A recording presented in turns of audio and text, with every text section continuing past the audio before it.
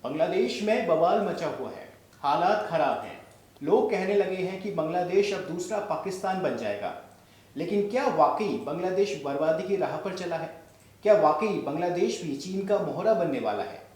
क्या बांग्लादेश का हाल भी श्रीलंका जैसा होने वाला है? तमाम सवालों का जवाब जानने की कोशिश करेंगे मेरे सहयोगी वरुण जी से। वरुण जी अंतर्राष्ट्रीय अर्थव्यवस्था के जुड़े मुद्दों पर नजर रखते हैं। सर, स्वागत है आपका। सर, आपसे मेरा पहला सवाल ये है कि बांग्लादेश की अर्थव्यवस्था अचानक सवालों के घेरे में क्यों आ गई है? देखिए शुभम, जैसा हम जानते हैं कि बांग्लादेश की अर्थव्यवस्था को लेकर कई तरीके के दावे किए जाते रहे हैं। बांग्लादेश के बारे में ये माना जाता है कि बांग्लादेश की अर्थव्यवस्था बहुत तेज़ी से तरक्की कर रही थी। IMF का जो डेटा, जो रिपोर्ट मेरे पास इस वक्त खुली हुई है, वो ये बताती है कि 2019 में बांग्लादेश की जो GDP ग्रोथ थी वो 7.9% थी। और ये जो मुल्क था ये दुनिया की सबसे तेज़ी से बढ़ती हुई अर्थव्यवस्थाओं में शामिल था। साल 2020 में जब कोरोना एकदम चरम पर था, उस वक्त भी बांग्लादेश ने 3.4% की GDP ग्रोथ दर्ज की थी। और जो GDP ग्रोथ को 6.75% तक पहुंचाने का बांग्लादेश की सरकार ने लक्ष्य रखा था। फिर हमने देखा कि बांग्लादेश में एक बहुत ही अजीब स्थिति पैदा हुई। हज़ारों प्रदर्शनकारी सड़क पर आ गए। उसके बाद बांग्लादेश में तख्ता पलट हो गया। शेख हसीना जो वहाँ की सर्वेसर्वा थीं, सर्वोच्च नेता थीं, उनको देश छोड़ना पड़ा। उन्हें अपने पड़ोसी देश में शरण लेनी पड़ी। आज की तारीख में बांग्लादेश की जो स्थिति है वहाँ एक अस्थिरता का माहौल है। बांग्लादेश में जो स्थिति है वो किसी भी तरीके से हम ये नहीं कह सकते कि अर्थव्यवस्था के लिहाज से बहुत अच्छी है। अर्थव्यवस्था की जब हम बात करते हैं तब हम ये मानते हैं कि कारोबारियों को वहाँ भरपूर मौके मिलेंगे, वहाँ पे जो मुद्रा है वो स्टेबल होगी, दूसरे देशों के साथ उनका व्यापार अच्छा होगा, दूसरे देश उस देश में निवेश करने की योजनाओं पर काम करेंगे। मगर क्या कोई भी कंपनी, कोई भी देश ऐसी किसी देश में निवेश करेगा जहां राजनीतिक अस्थिरता हो? क्या कोई भी कंपनी, कोई भी देश ऐसी जगह निवेश करेगा जहां उसे यही ना पता हो कि उसकी जो कंपनी है, उसकी जो फैक्ट्री है वो कितनी सेफ है, सुरक्षित है? तो ऐसे तमाम पहलू हैं जो ये तस्दीक करते हैं कि बांग्लादेश की अर्थव्यवस्था कहीं ना कहीं सवालिया निशानों के घेरे में आ चुकी है। सर, कहा जाता है कि बांग्लादेश की अर्थव्यवस्था रेडीमेड कपड़ों पर टिकी है। अब ऐसा क्या हो गया कि ये सेक्टर भी संकट में आ गया है? बिल्कुल, देखिए बांग्लादेश का जब हम बात करते हैं तो ये मानते हैं कि बांग्लादेश में सालाना 55 अरब डॉलर का वस्त्र उद्योग वहाँ पर चलता है। और ये बहुत बड़ा एक उसकी बैकबोन माना जाता है। कहा यह भी जाता है कि एक वक्त था जब बांग्लादेश में जो GDP है उसमें किसानी की हिस्सेदारी, कृषि की हिस्सेदारी वो करीब 60% होती थी। 1970 का ये दशक था। आज की जब हम बात करते हैं तो जो कृषि है वो GDP में केवल 12% की वहाँ हिस्सेदारी है। और उद्योगों की हिस्सेदारी 33% है। सेवा क्षेत्र की हिस्सेदारी 55% है। और हमें ये भी बात पता चलती है जब हम बांग्लादेश की बात करते हैं तो बांग्लादेश को निर्यात से जो कुल आमदनी होती है उसमें 84% आमदनी केवल कपड़ा उद्योग से होती है। रेडीमेड कपड़ा बांग्लादेश के घर घर में बनता है। वहाँ तमाम बड़ी फैक्ट्रियाँ हैं जहाँ रेडीमेड कपड़ा बनता है। तमाम लोग इससे जुड़े हैं, उनको रोजगार मिलता है। और वो कपड़ा आसपास के देशों में भी जाता है, वो कपड़ा दूर दराज के देशों में भी जाता है। और इसी कपड़े की वजह से बांग्लादेश ने बहुत तरक्की भी की है। 2011 में जो कपड़ा है इसका निर्यात 14.6 अरब डॉलर पर था। और 2019 में ये निर्यात बढ़ गया और ये हो गया 33.1 अरब डॉलर पर। यानी कि इसकी जो सालाना जो वृद्धि दर रही वो 7% रही। तो ये आप देखें कि ये पूरा जो बांग्लादेश है जो कपड़े के ऊपर इतना निर्भर है, जो 33 अरब डॉलर का कपड़ा बेच रहा है हर साल विदेशों को, आज वहाँ क्या स्थिति है, आज वहाँ के हालात कैसे हैं, आज वहाँ जो बड़ी बड़ी फैक्ट्रियाँ थी, वहाँ जो इनमें लोग काम करते थे, आज क्या वो काम कर पा रहे हैं? और क्या वो निर्यात आज की तारीख में बांग्लादेश कर पाएगा? क्या जो देश बांग्लादेश से कपड़ा खरीद रहे थे क्या आज वो कपड़ा मंगाना चाहेंगे? तो क्योंकि जब देश एक ऐसी परिस्थिति में होता है तो लोग उसके साथ थोड़ा सा व्यापारिक दूरी भी बनाते हैं। हम जब देखते हैं, ये एक पूरी दुनिया का नजरिया, आप अपने घर परिवार के आसपास से देखिए, जब कोई दो लोग लड़ रहे होते हैं तो तीसरा व्यक्ति उस लड़ाई में उलझता नहीं है, वो थोड़ा दूरी बना के निकलता है। तो जब आज बांग्लादेश की ऐसी स्थिति है, उसके घर में एक तरीके से मैं कहूँ लड़ाई चल रही है, वहां पे देखिए हिंदुओं को मारा जा रहा है, तो जितने भी हिंदू देश हैं वो यकीनन थोड़ा सा दूरी तो बनाएंगे। मुझे लगता है नेपाल थोड़ा दूरी बनाएगा, थोड़ा भारत बहुत ज़्यादा मतलब दूरी तो नहीं बनाएगा, लेकिन हाँ कुछ संभल के चलेगा, कुछ स्ट्रेटेजिक जो डिसीजंस हैं वो लिए जाएंगे, कुछ तो होगा। आप देखिए कनाडा की बात कर लीजिए, आप अमेरिका की बात कर लीजिए, आप ऐसे देशों की बात कर लीजिए जिनका बांग्लादेश में उनका व्यापार होता है बांग्लादेश के साथ, लेकिन जब वो ये देखते हैं कि यहाँ इस्कॉन के लोगों को मारा जा रहा है, यहाँ पर मंदिरों को तोड़ा फोड़ा जा रहा है, एक पूरा देश जो अभी तक जिसके बारे में हम ये कहते थे कि वो इकोनॉमिकली स्टेबल है, आज वो देश इकोनॉमिकली स्टेबल ना होके आज एक कट्टरपंथ की राह पर बढ़ता हुआ दिखाई दे रहा है, तब क्या जो पूरी दुनिया के देश हैं वो उसके साथ उसी तरह व्यापार जारी रखना चाहेंगे? ये देखने वाली बात होगी। शुभम सर, माना जाता है कि पाकिस्तान और श्रीलंका में चीन का एक बड़ा हस्तक्षेप है और यही वो नेपाल और बांग्लादेश में करना चाहता है, तो वर्तमान में बांग्लादेश में जो हो रहा है क्या उसमें चीन का कोई हाथ है? देखिए शुभम, ये सीधे तौर पर नहीं कहा जा सकता कि वहाँ चीन का कोई हाथ है, लेकिन हाँ ये कुछ एक रिपोर्ट्स ऐसी आई हैं, जैसे मैं अभी एक रिपोर्ट पढ़ रहा हूँ, इस रिपोर्ट में ये बात बहुत साफ तौर पर लिखी है कि बांग्लादेश में जमात इस्लामी समेत दूसरे इस्लामिक समूह के नेताओं का एक प्रतिनिधिमंडल 28 नवंबर को चीन पहुंचा। अब जब चीन पहुंचा तो चीन की कम्युनिस्ट पार्टी के न्योते पर यह पहुंचा और एक महीने के भीतर ये दूसरा दौरा है, और ये भी यहाँ पर पता चला कि यहाँ पर इन लोगों का स्वागत किया गया। यहाँ पर ये भी देखिए पता चल रहा है कि चीन और बांग्लादेश के नेताओं के कनेक्शन निकलकर सामने आ रहे हैं। यहाँ पर यह भी पता चल रहा है कि चीन में बांग्लादेश के जो कट्टरपंथी नेता हैं उनका स्वागत किया जा रहा है। और क्या अब ये नहीं मान लिया जाना चाहिए कि चीन और बांग्लादेश मिलकर भारत के खिलाफ कोई साजिश कर रहे हैं? हमने बहुत स्पष्टता से ये देखा कि चीन ने जब अक्साई चीन को हथियाया, चीन ने जब पूरे तिब्बत को हथियाया, तो चीन एक एंटी इंडिया मूवमेंट के तौर पर काम करता हमें साफ तौर पर दिखाई दे रहा था। इसके बाद हमने ये देखा कि पाकिस्तान ने एक सड़क के लिए चीन को जगह दे दी। हमने ये देखा कि पाकिस्तान उस पहल में शामिल हो गया जिसको सीपैक कहा जाता है, जिसको चाइना पाकिस्तान इकोनॉमिक कॉरिडोर कहा जाता है। उसके बाद हमने ये देखा कि चीन ने पाकिस्तान को कर्ज देना लगातार जारी रखा। पाकिस्तान कर्ज लेता गया, लेकिन पाकिस्तान वो कर्ज लौटा नहीं पाया। पाकिस्तान ने उस पैसे का इस्तेमाल आतंकवाद के लिए किया, पाकिस्तान ने उस पैसे का इस्तेमाल अपने गरीब बच्चों को पढ़ाने के लिए नहीं किया, अपने यहाँ कृषि और व्यापार की तरक्की के लिए नहीं किया। पाकिस्तान ने उस पैसे का गलत इस्तेमाल किया और हालत क्या होगी पाकिस्तान की? पाकिस्तान चीन का एक बहुत बड़ा कर्जदार हो गया। अब बात कर लीजिए आप श्रीलंका की। अच्छा, पहले ये देखिए कि पाकिस्तान के बच्चे हमने गलियों में आटा लूटते हुए देखे। हमने ये देखा कि पाकिस्तान का हाल बुरा हो गया, पाकिस्तान बदहाली के कगार पे आ गया, IMF के पैसों के ऊपर निर्भर हो गया पाकिस्तान। आप श्रीलंका की तरफ आ जाइए। श्रीलंका में हम क्या देखते हैं? चीन का बढ़ता दखल देखते हैं। फिर हम श्रीलंका में क्या देखते हैं? पेट्रोल के लिए मारामारी देखते हैं। फिर हम श्रीलंका में देखते हैं वही स्थिति जो पाकिस्तान में थी, दूध के लिए बच्चे रो रहे हैं, पैसा नहीं है। हम श्रीलंका में देखते हैं कि जो एक देश टूरिज्म इंडस्ट्री के भरोसे चल रहा था, अचानक वो देश हमें दिखाई दिया चीन के ऊपर डिपेंड होता हुआ। हमें वो देश अचानक दिखाई दिया वहां आटे की लूट होती हुई, वहां दूध की लूट होती हुई, वहां पेट्रोल की लूट होती हुई।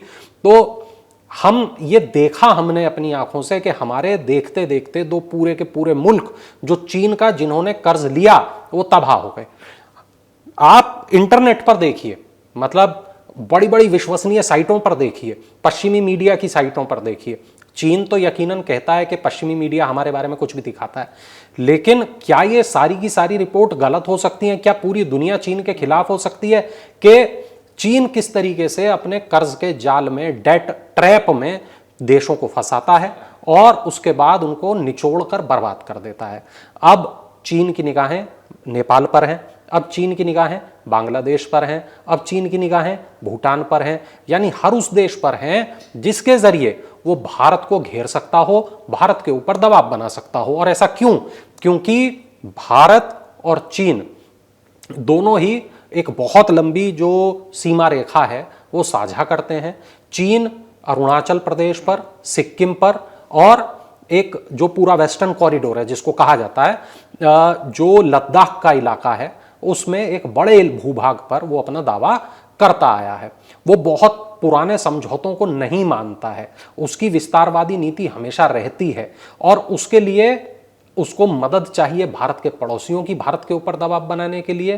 वो चाहता है कि अगर कभी युद्ध की स्थिति बने तो भारत को चारों तरफ से घेरा जा सके और चारों तरफ से भारत को दबाया जा सके और बातचीत की मेज पर कमजोर किया जा सके।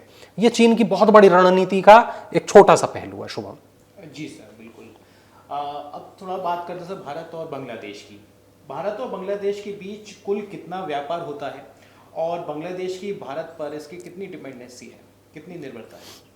जी, देखिए, जब हम बात करते हैं भारत और बांग्लादेश के व्यापार की तो वित्त वर्ष 2022-23 में भारत बांग्लादेश का जो कुल व्यापार था वो 15.93 बिलियन डॉलर रहा। अब हम ये भी देखते हैं कि भारत और ये बांग्लादेश जो हैं किन किन चीज़ों का आदान प्रदान करते हैं, तो हमें ये पता चलता है कि कपड़ा इसमें एक बड़ी महत्वपूर्ण चीज़ है जिसका आदान प्रदान किया जाता है। और हमें यहाँ पर यह भी पता चलता है कि भारत ने बांग्लादेश की हाल फिलहाल में बहुत मदद की है। रिपोर्ट हमें ये बताती है कि अक्टूबर में मालदीव को 40 करोड़ डॉलर की भारत ने मदद की थी और 3000 करोड़ रुपए की द्विपक्षीय मुद्रा विनिमय की सुविधा दी थी। ये बात मालदीव की थी। लेकिन जब हम बांग्लादेश की बात करते हैं तब हमें ये पता चलता है कि भारत और बांग्लादेश के बीच एक बहुत पुराना और बहुत गहरा नाता है। 1970-71 का जो युद्ध था तभी जो बांग्लादेश है वो अलग हुआ। ये पाकिस्तान का उससे पहले हिस्सा था, 1947 से पहले भारत का हिस्सा था। और एक बहुत बड़ी जो बांग्ला आबादी है जो बोली के रूप में बांग्ला है और धर्म के रूप में इस्लाम है, वो वहाँ पर रहती थी। उससे पहले वहाँ जो लोग रहते थे वो तमाम लोग भारत का हिस्सा हुआ करते थे। वो पूरा इलाका, पूरा भूभाग भारत का हिस्सा हुआ करता था। लेकिन भारत ने कभी भी उसके साथ बहुत अलग व्यवहार नहीं किया। भारत हमेशा छोटा भाई उसे समझ के उसके साथ भारत के जो व्यापारिक ताल्लुकात हैं वो बने रहे।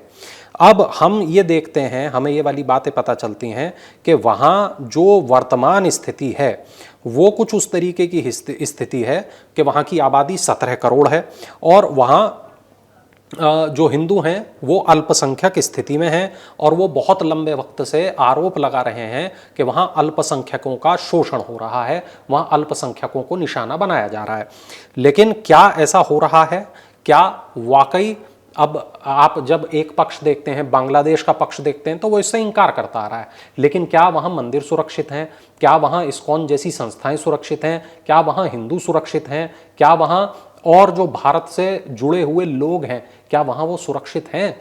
अब जब आप बात करते हैं व्यापार की, तो दो देशों के बीच व्यापार तो तब होगा कि जब भरोसा होगा।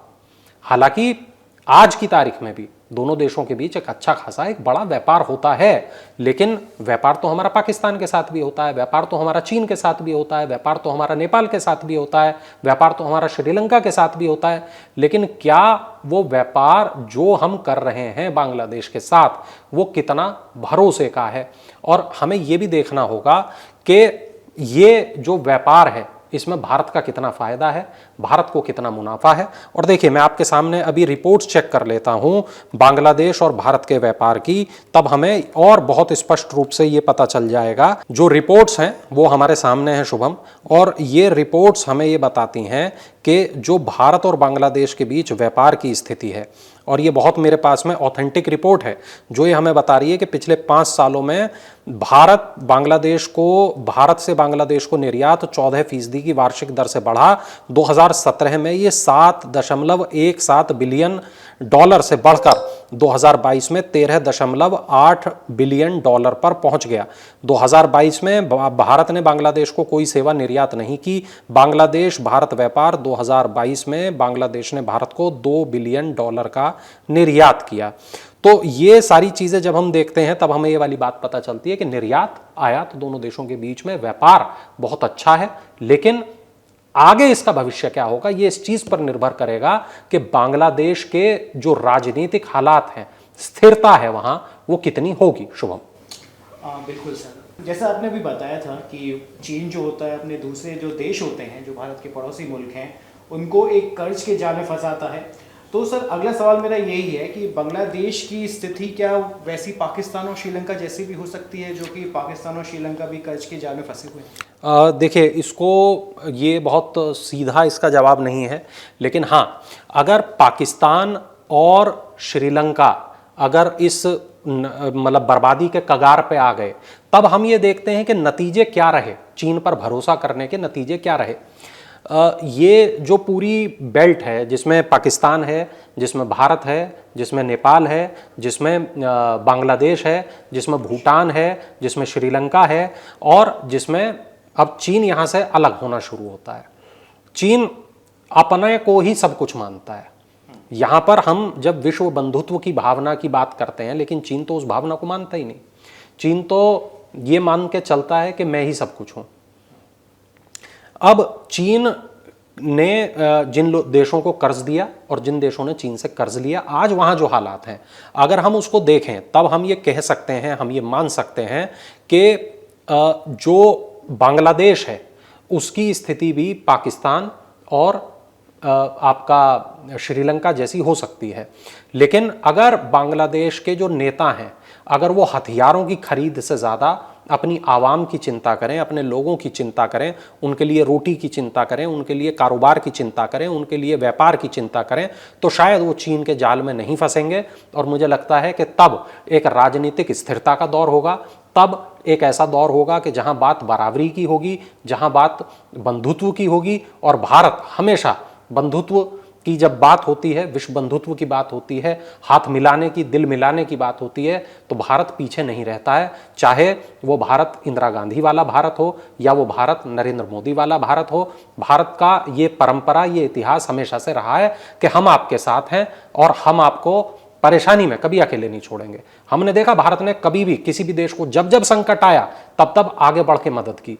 अब आप बांग्लादेश की बात करें, आप नेपाल की बात करें, आप पाकिस्तान की बात करें, पाकिस्तान के साथ तो हमने युद्ध लड़े हैं, उसके बावजूद हमने उसकी मदद की है। पाकिस्तान की मदद की है, बांग्लादेश की मदद की है, और ये हमने कोविड के टाइम पे भी देखा जब वैक्सीन भारत ने उन देशों में पहुंचाई। चलिए, शुक्रिया सर आपका इस तमाम जानकारी के लिए। उम्मीद है कि ये जानकारी हमारे दर्शकों को भी पसंद आई होगी। ऐसी तमाम जानकारी के लिए आप लोग बने रहें अमर उजाला के साथ। अगर आप ये वीडियो YouTube पर देख रहे हैं तो हमारे चैनल को सब्सक्राइब करें और बेल आइकन को दबाना ना भूलें। अगर आप Facebook पर ये वीडियो देख रहे हैं तो हमारे पेज को लाइक करें।